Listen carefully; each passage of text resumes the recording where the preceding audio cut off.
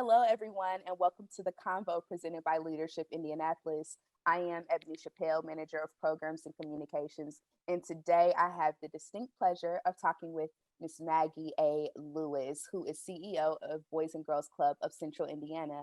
Hi, Maggie, how are you? I'm doing well. How are you? I'm doing really good. Happy to be talking with you today. Likewise. So a lot of people know you as being one of our city county councilors, but a little bit ago, you became CEO of Boys and Girls Club. Tell us a little bit about what's going on with the club and how everything has been for you so far. Yeah. So I am honored and thrilled to be able to serve in this capacity. I love the Boys and Girls Clubs of Indianapolis.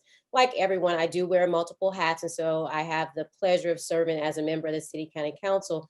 But serving in a non for profit space, being with the Boys and Girls Clubs of Indianapolis really warms my heart. The Boys and Girls Clubs of Indianapolis operate 12 locations throughout our great city. Like most non-for-profits, we had to pivot, had to switch how we offer services during this pandemic. But I am pleased to announce that we are still open and we're still serving our young people. Right now, we have 5 facilities that are serving as e-learning hubs. And so our babies, our kiddos get to come into our space and get that support with e-learning, which is challenging.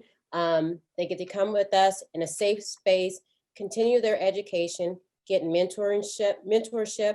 They're getting fed. They get to continue to be kids and do fun activities while they're in our space. And so I am so excited that we're able to provide that service to our community.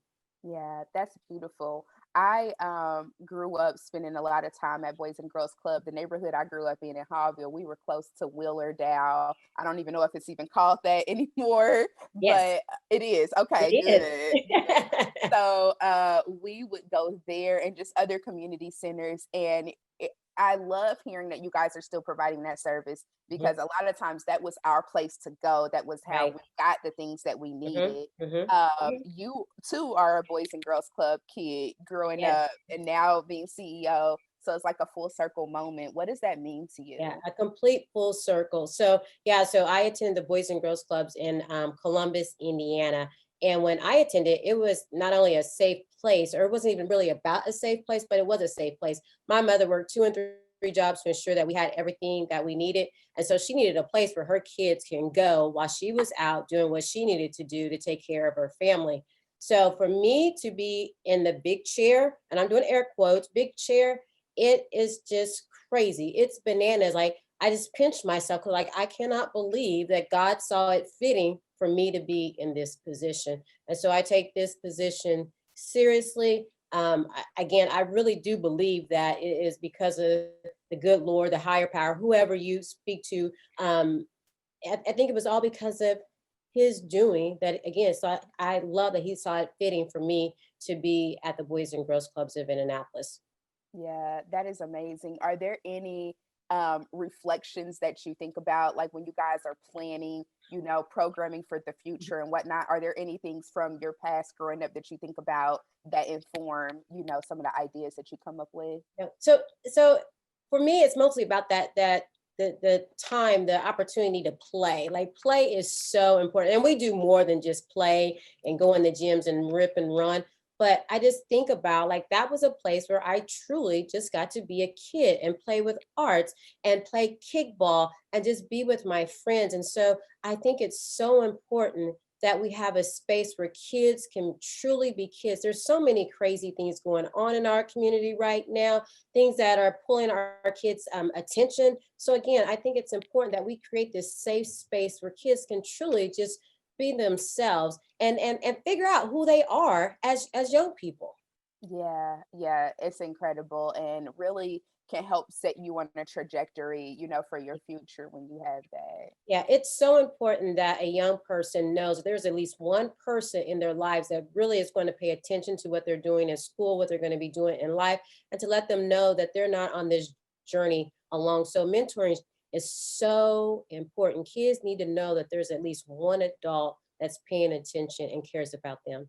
Yeah, that's amazing. That is amazing. I want to pivot a little bit Mhm. um because you are one of those people that I've watched like transition through your career and have all these different things going on and being a leader in the community. So I just wonder, you have surely inspired lots of people, but what are the things that inspire you? What are some of the leadership lessons that you've learned along the way that help inform how you lead? One of those lessons is treat others how you wish to be treated. You probably learned that like early on in life, and that has stayed with me. It's so important to treat people how you wish to be treated.